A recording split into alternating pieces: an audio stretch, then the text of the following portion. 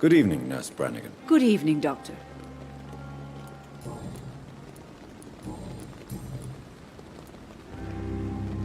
Why does Dr. Tippett claim you're the main reason he keeps working, despite his fatigue? If it wasn't for him, I probably would have left the Pembroke years ago. Dr. Tippett does not think of you as just a nurse anymore, does he? If you're suggesting he's not taking my gender into consideration when it comes to medical practice and knowledge, I really hope he doesn't. Goodbye, nurse. Call me if you need assistance.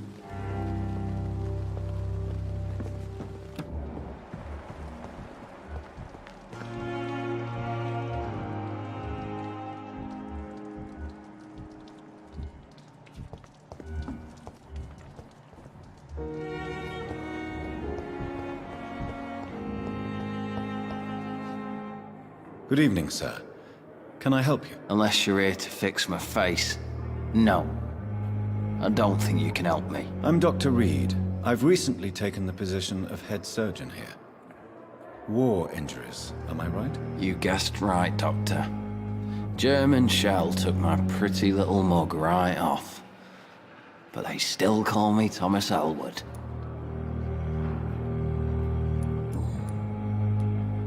Where were you stationed, sir? Did you serve for long? I really don't want to talk about all this shit. No offense. I was pushing too much. I served in France myself. I just wanted to know what happened to you. You were an officer, weren't you? Then I doubt we fought the same war, sir. No offense.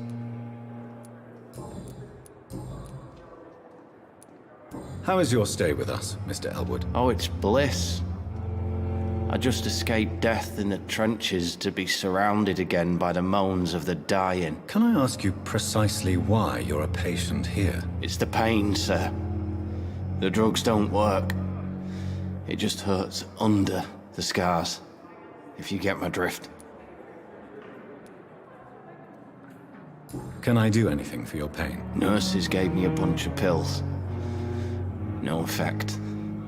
Told you. It's like the flames are under my skin, burning away. Who is treating you? Is someone in particular looking after your case? Nobody since the old and tired doctor spoke to me. Started to think I was forgotten about. Wouldn't blame you. You don't seem worried by that. My face hurts so much more when I smile or cry. I've learned it's easier not to speak. But be assured I'm smiling inside.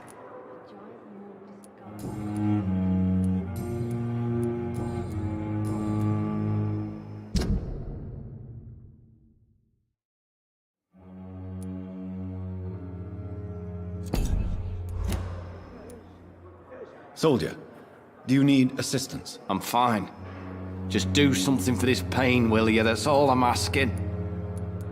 Goodbye for now, Mr. Elwood. Damn. The pain.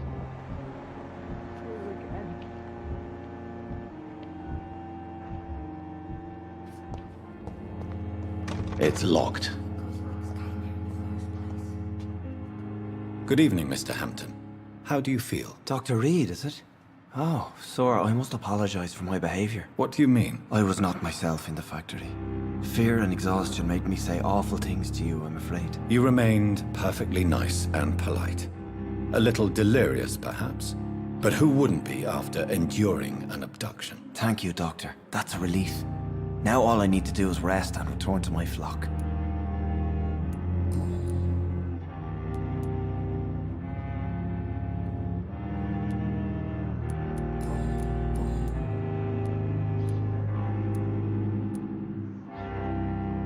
What do you do for a living, Mr. Hampton? I can't help but notice the cross around your neck. I manage a night asylum for the poor and homeless of the docks, and I try to guide the lost and hesitant on the right path to our Lord. Are you a priest, Mr. Hampton? A deacon, maybe? Not at all, Doctor. I'm just a man of faith willing to preach the good word.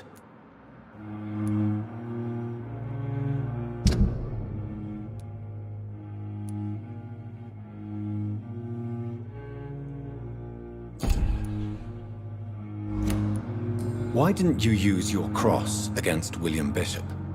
To repel him somehow? That's a very strange question, Doctor.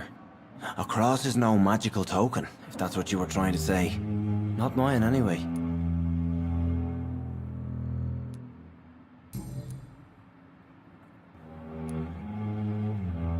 Have you made friends since you arrived? Not really, but I recognize Miss Harriet Jones. I knew her when she lived by the docks. That poor woman had such a miserable life. You never came to see her here at Pembroke? Receiving visits when sick can be an important part of the healing process, you know. We're not just bodies. You're preaching to the converted now, Doctor. To be truly honest, I thought she was dead. She left the docks many months ago. How do you feel, Mr. Hampton? Medically speaking, I mean. I feel exhausted. Beyond exhaustion, actually. William drank so much of my blood in his madness. I feel empty. You're in good hands here. Dr. Swansea is well versed in blood transfusion, and I'm sure he'll take the best care of you. Thank you, sir. I believe all I need is rest. And then I can go back to the people who need me.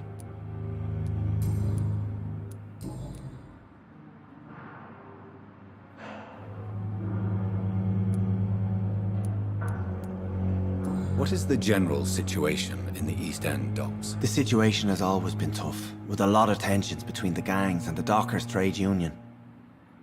The Wet Boot Boys are very nervous since they lost their leader.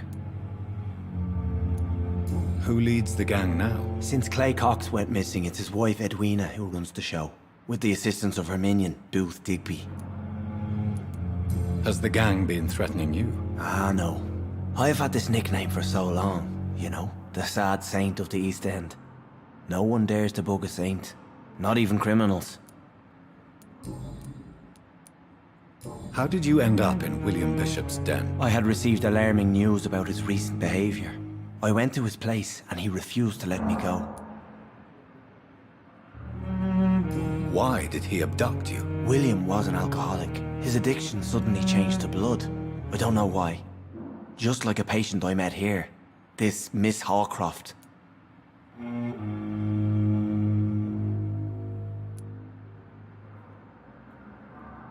You dared to enter this awful place alone. You're a hero, Mr. Hampton. Or a fool. I'm just a man trying to help his friends, Dr. Reed. William Bishop was a conflicted soul, searching for light. Do you know Tom Watts, the bartender from the Turtle? I met him before I found you in the canning factory. Tom? Yes, of course. Always the helping hand, good old Tom. Without men like him, corruption and despair would have wiped out the East End long ago. Who should I avoid in this part of town, then? Any particularly evil figures? Not really. Most men and women are just doing their best. And it's not my habit to speak ill of people I know, Doctor. People are still in despair. How could it be otherwise? The authorities have left us all to rot in this contagious nightmare. No drugs, no advice, nothing. It's a damn shame.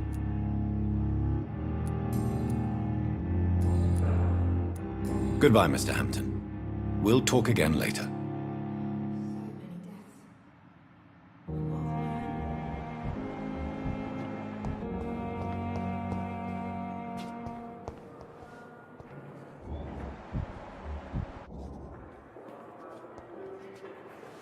Good evening, miss.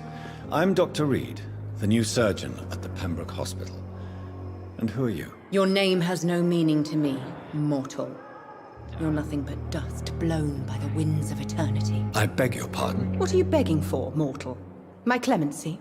Well, tonight maybe I'm inclined to mercy. You'll never forget the night you met Thelma Howcroft. You keep calling me mortal. Why is that? And if I'm mortal, what are you?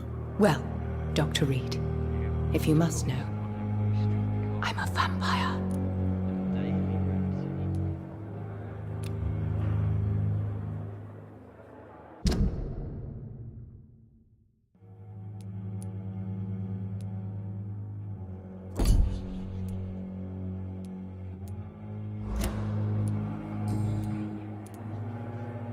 Who are you really, Miss Howcroft?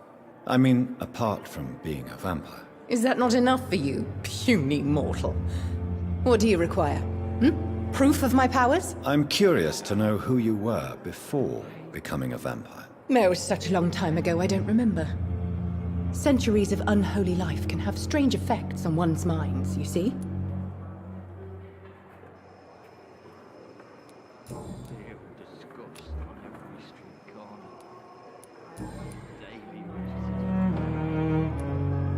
And why do you believe you're a vampire? I don't need to believe anything. It is what I am. It is what I feel within this hollow shell of flesh. Please, describe to me how you feel. What is it like to be a vampire? I can hear my body crumble from the inside as my flesh cracks and fades. I sense the last pulse of postulant blood within my drying veins. I need new blood. I see. Have you ever heard of Cotard's syndrome, Miss Howcroft? Never. It's a mental illness discovered by a French neurologist named Jules Cotard. The affected patients are delusional. They believe that they are putrefying, that they are dead, a ghost or a ghoul. Or in your case, a vampire. Delusional, you say? Oh, sad and petty mortal. You can't even begin to understand the concept of immortality. And you think it is I who am delusional.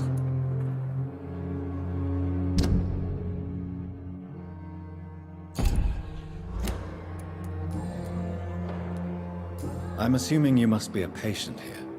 Am I right, Miss Howcroft? It's only a cover. To hide from my enemies. I can leave whenever I want. As a woman, a spirit, fog, or bat. Who are these enemies you mentioned? Can you describe them? I cannot say for sure.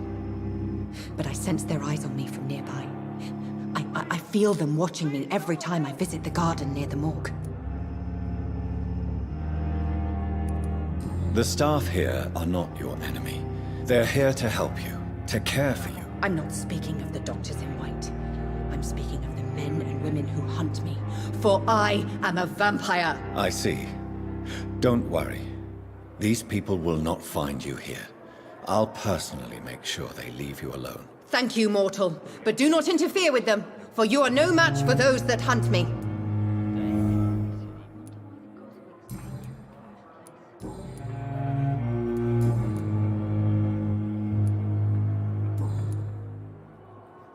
Do you require my services, Miss Howcroft? I have no need for your medicine, Dr. Reed. Blood is the only drug I need. I'll leave you, Mistress of the Dark, to your nocturnal activities.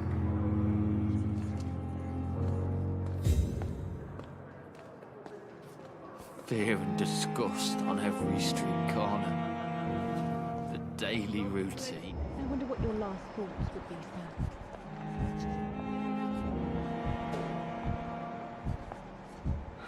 So many deaths. And what of my own life?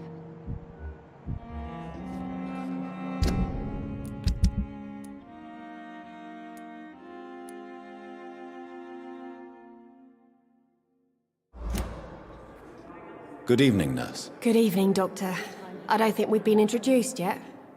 My name is Pippa Hawkins. And I'm Dr. Jonathan Reed. Dr. Swansea has recently offered me a position in this hospital. Well, it's a euphemism that your help will be appreciated, Doctor.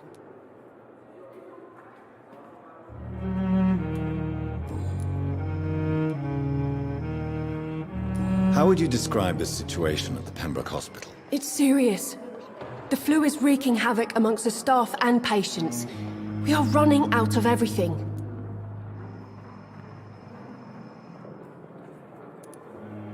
Nurse Hawkins, the Spanish flu won't last forever. Even the Black Plague didn't kill everyone. I wish I could believe you. But what if this epidemic was worse? What if in the end, nobody was spared? You must get a hold of yourself, nurse. Sorry, I'm exhausted. No one has any idea when this epidemic will be over. How long have you been a nurse? Or long enough to see that the epidemic is winning. And no matter how qualified you are, don't tell me you'll change that.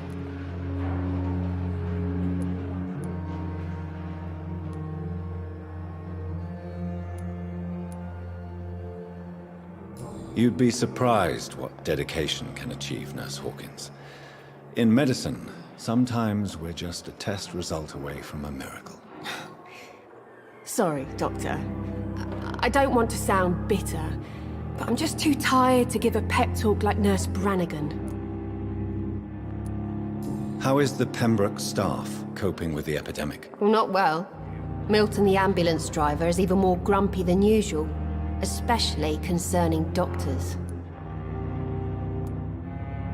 Why is Milton grumpy on a daily basis?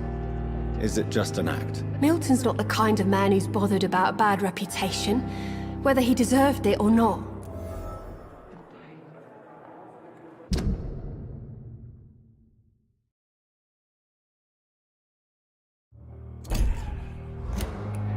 Why does Milton dislike doctors? I don't know. Just ask him. But be warned, Milton is not the chatty type. Pepper, I know you're very close to Milton Hooks. Yes, Milton Hooks is my man. If you want to report me for that, just feel free, Doctor. I have no intention of reporting you, Nurse Hawkins. But are you aware of the risks? The rules say I won't be allowed to work as a nurse anymore. But here at the Pembroke, we break rules all the time. Is he worth the risk? Hey, I'm no perfect woman, and Milton is not the finest bloke. But we do our best to get by. That's all any of us can hope for nowadays.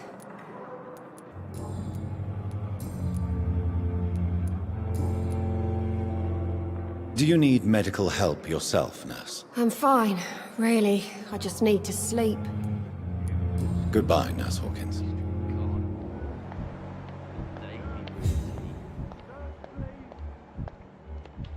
I wonder what your last thoughts would be, sir.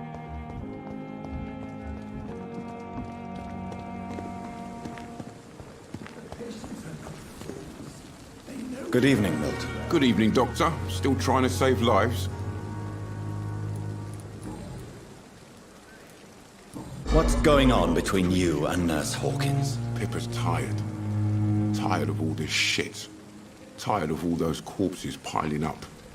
She's as depressed as I am.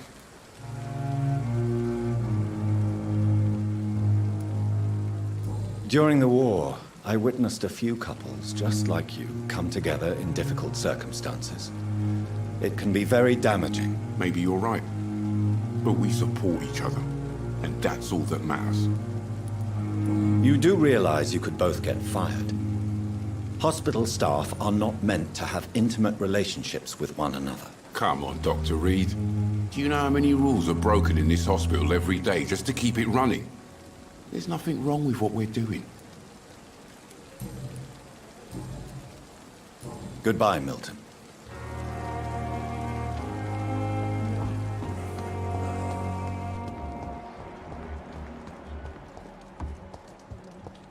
But the suffering continues.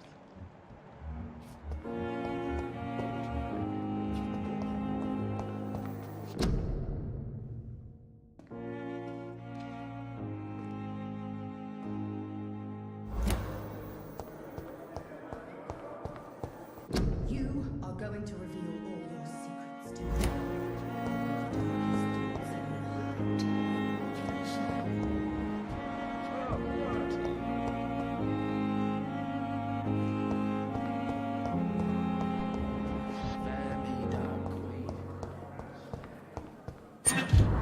It's locked.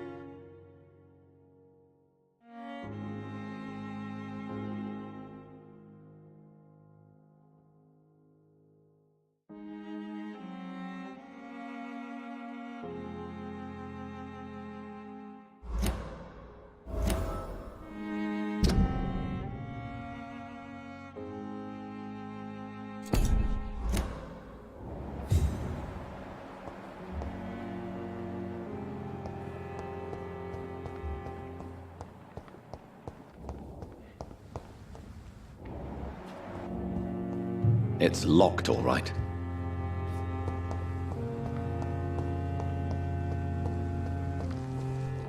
I'm sorry you ended up on a plain and cold medical bench, sir. I understand you must be very angry about this unfair situation. I managed to arrange to have you buried in the same mass grave as your wife. I hope that might help.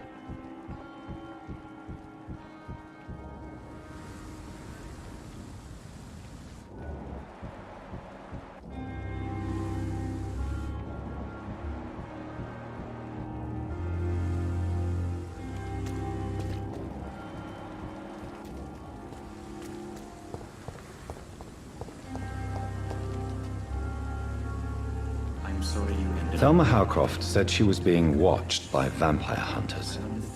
Where are they hiding? I should investigate. I managed to arrange to have you buried in the same mass grave as your wife. I hope that might help.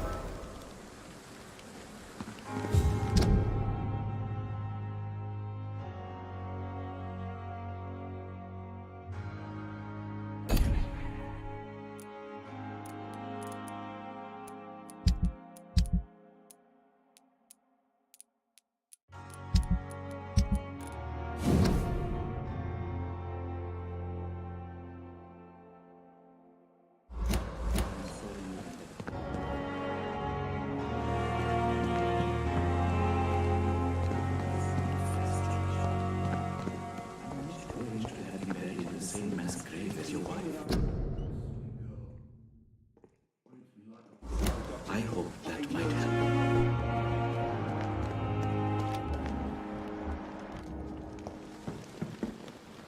Good evening. I'm Dr. Reed. Always a pleasure to meet a colleague, sir. Especially when he was supposedly dead. A colleague. Are you a doctor too? Not anymore, sir. I used to be Dr. Rakesh Chadana. Now, I'm just Mr. Chadana, pawnbroker and humble guardian of this morgue. What do you mean? You used to be a doctor. Was your license revoked? No, sir. It is just that I like to be precise. I run a little pawn shop while taking care of the dead. But I used to be a real doctor.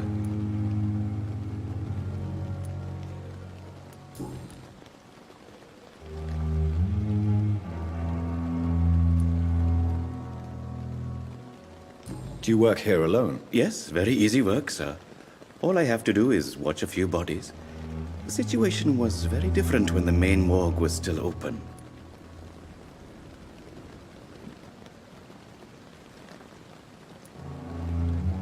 Why do you have to watch these bodies? Because these poor fellows have no names.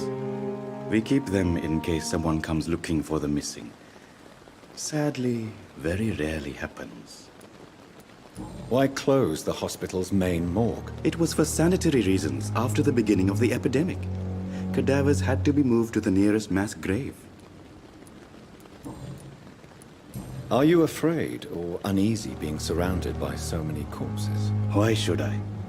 These bodies are empty vessels. Flesh left to decay. Poof! No soul anymore. All gone. An interesting point of view. And quite an exotic one, too. Most people fear, or at least have a respect, for dead flesh. Sir, as a medic during the war, I learned to face my death and the death of others. It's the pain we have to tame, not death itself.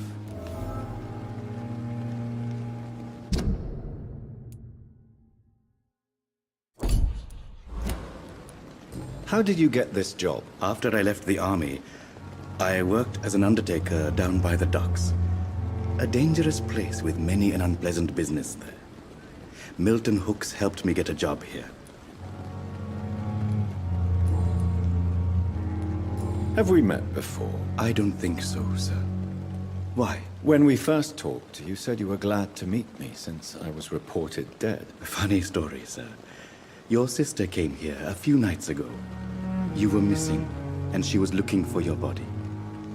She must be very relieved now.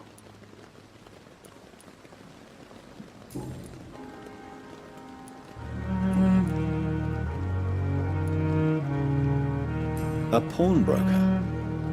I expect you get all types of people here. Yes, sir. All kind of people. For I sell all kind of goods. What kind of goods? With the quarantine, it's not always easy to buy things. So I trade. I exchange. Some people sell, some others buy. I like to help. Who comes here to trade with you? It's very unhygienic, even unsafe. Diseases can spread. For the customers, for the hospital. I'm very cautious, sir. I've been a doctor, remember? And all my clients are good people. In fact, I think I only know good people. Since you're not afraid of dying, do you believe in life after death, Rakesh? No. I believe we must do all the good we can while alive. For our time is short, and the obstacles are endless. Do you think you would enjoy immortality as a concept? I don't think so. Don't mistake me. I love life, and I'd like to live a long life. But everything has to decay, sir. Even goodwill. Do you really believe goodwill cannot last? As I said, sir, everything decays. If I was to never die, goodness, I would be bored or worse. And I like to be helpful, sir. Quite depressing, wouldn't you say? Yes, but the good news is, we'll all die before losing our humanity, sir. So you're ready to die? No, I am not. I don't fear death, for I won't see it. What troubles me is the pain my death will inflict to those I know. You're a wise man, Mr. Chidana. No, Dr. Reed. I am a foolish man. But I like to think otherwise.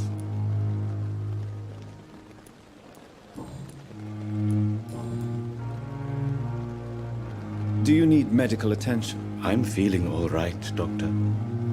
But perhaps it is because I, too, am used to the smell of the dead.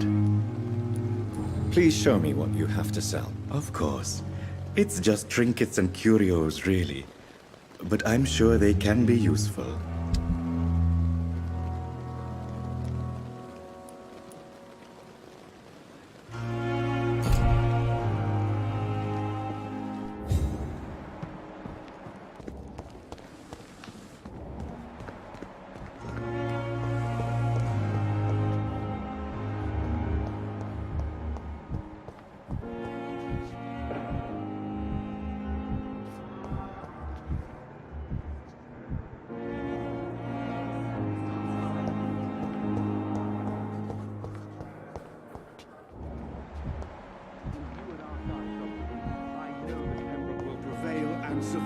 Good evening, Nurse Hawkins. Good evening, Dr. Reed.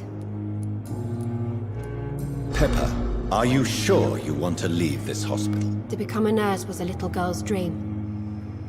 But in the end, I don't feel that useful. I want more. I want to make things change.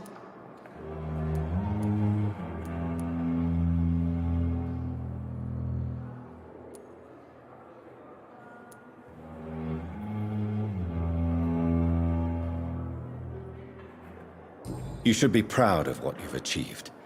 This hospital represents hope for many people in need of help. Maybe you're right. But at the moment, I feel like we're just a cemetery waiting room.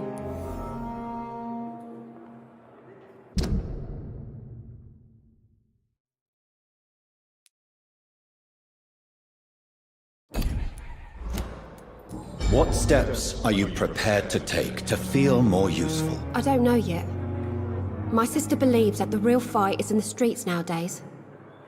Maybe she's right. Maybe this is what I must do.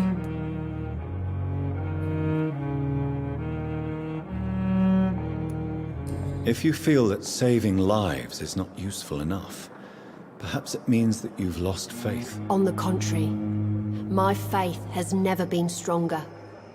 Maybe we are all just too proud to face up to the fact that science cannot compete with God. And what about Milton Hooks? Does he share your point of view? For Milton, any change means more comfort and more peace. I disagree.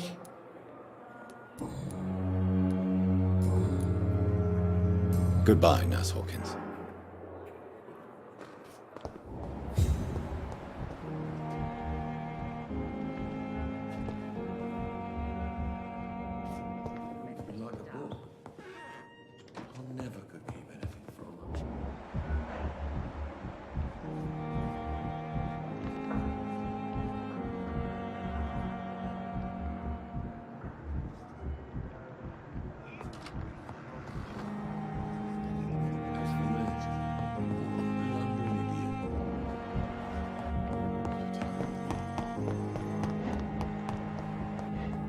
Giant morgue disguised as a hospital. That's Pembroke nowadays. You are going to reveal all your secrets to me. The darkest thoughts in your heart. My blood and soul.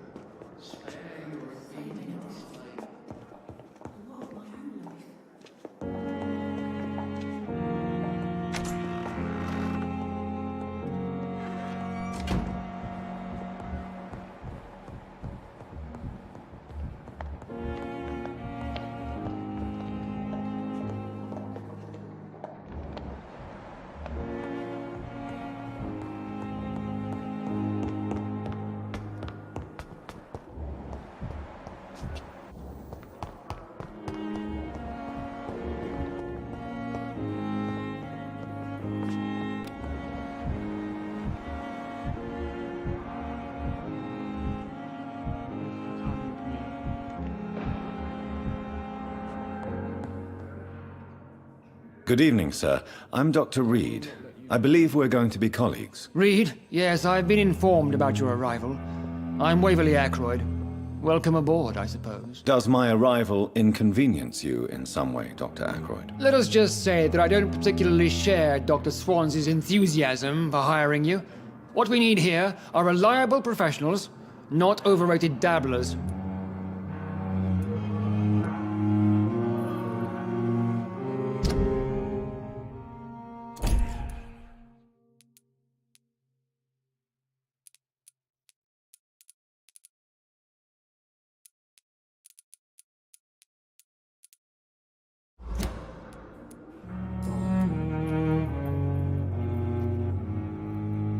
I don't know what you've heard about me, but I have already proved my value as a practitioner. I don't question your skills, Dr. Reed, but your motive.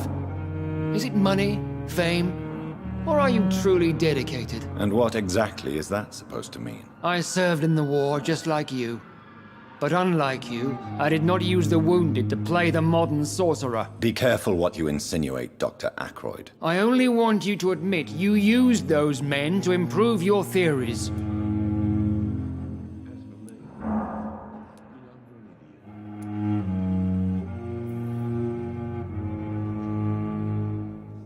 This is ridiculous. My blood transfusion technique saved many lives, and you know it. You see? That is exactly what I hate about people like you. You avoid this kind of accusation instead of facing reality. It seems you have bad memories of your military service. I refuse to see this industrial slaughter as scientific progress. War only reveals the worst in men. We can at least agree on something, Dr. Ackroyd.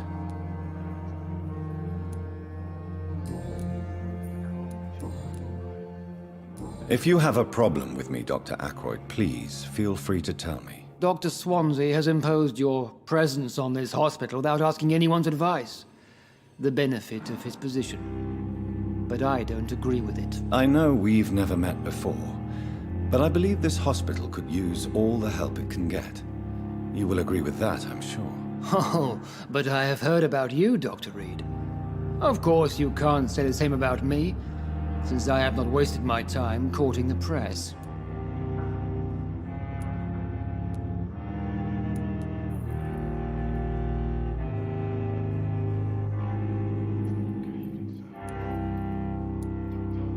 There is no need for such animosity between us. Don't you think the epidemic is already enough to deal with? That is one point we could agree on. And that is precisely why I want to be sure that you will be of help to this hospital, instead of a burden. Since your tenure in this hospital is longer than mine, perhaps you can tell me more about this place. Let's just say I'm tired of the carelessness around me. I have always respected the skills of Dr. Swansea, but over time his enthusiasm has become displaced. Carelessness? Exactly what are you talking about? We're here to save lives. The people who trust us are not volunteering for experimentation. They're here to be healed. I don't intend to run any radical experiments, Doctor. Even if I, as any good practitioner should, express an interest in pushing the boundaries of medical research. Modern medical methods were created through audacity and ego. But there are rules in our line of work, and they're here to protect our patients.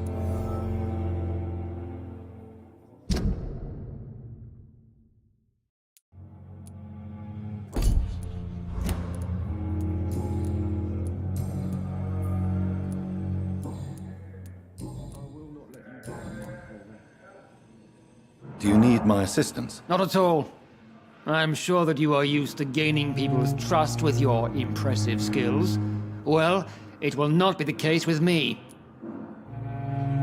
Thank you for your time. We'll talk later. As for me, what a blundering idiot.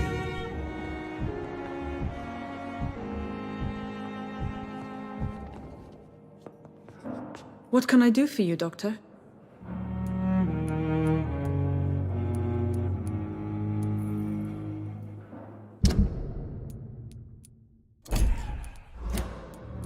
Thank you, Nurse Crane.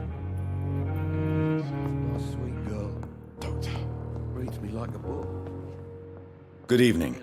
I'm Dr. Reed. Can I help at all? No, Really? Why are you here, then? I don't want to talk. My throat hurts too much. I suppose that this pain is the reason you're here. Is someone taking care of you? Yes. And no. Could you at least tell me your name, sir? Mortimer. Mortimer Goswick.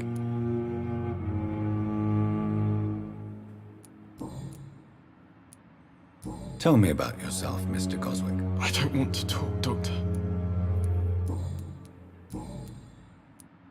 How painful is your throat, Mr. Goswick? So painful I'd rather not talk at all, Doctor. I'm sure you realize a doctor and his patient have to communicate, sir. Would it help if I gave you some paper and a pen? Not really. I see. Then maybe it's not just your throat that hurts, Mr. Goswick. Perhaps your sore throat is just the consequence of something more hurtful. Yes, maybe. But I don't want to talk or even write about it now.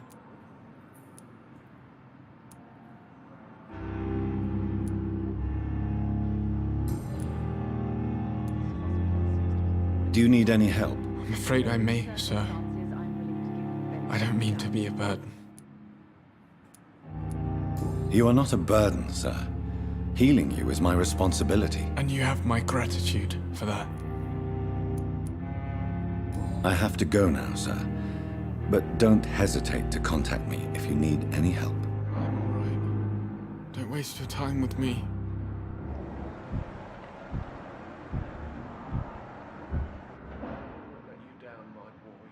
Good evening, madam. Can I help you? It's my son who needs you, sir. I'm Dr. Jonathan Reed. How can I help your son? I'm Beatrice Goswick, mother of Mortimer Goswick. Could you check on him, please, Dr. Reed? I've heard much of your talents as a physician.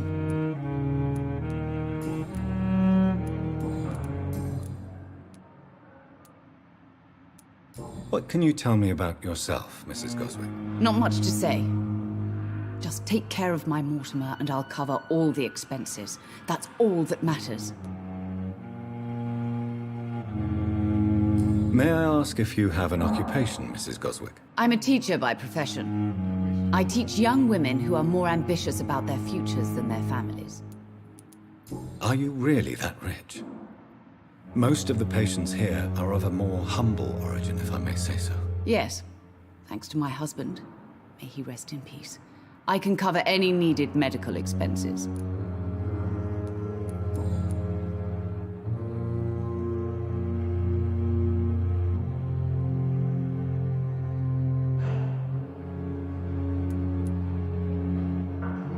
What do you think of your reception here? Any complaints? I have had the uttermost reservations about this hospital since we arrived. But we had no other choice, considering the state of emergency. Is there something in particular that's bothering you? Some of the staff were not especially welcoming. I suspect they're not accustomed to dealing with patients of such social standing.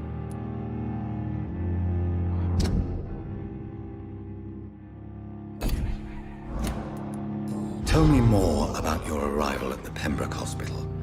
What gave you such a bad first impression? The ambulance driver was quite rude, for a start. And that nurse, Miss Hawkins, seems to have quite a dubious attitude. What do you mean? She managed to secure a bed for my son despite the epidemic. It was a relief, but it wasn't cheap. She charged you for a bed? Yes, and I paid without question, considering the urgency of the situation. I share your concern, Mrs. Goswick. Be sure that I'll talk to the people involved. I don't expect compensation, Dr. Reed. But I'm aware such behavior would not be tolerated in other hospitals.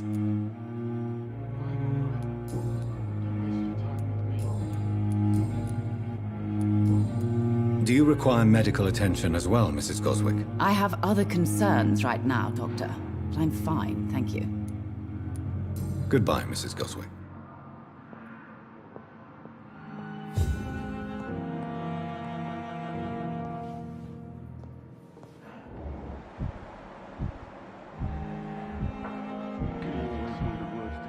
Children, Ellen. As for me, what a blundering idiot.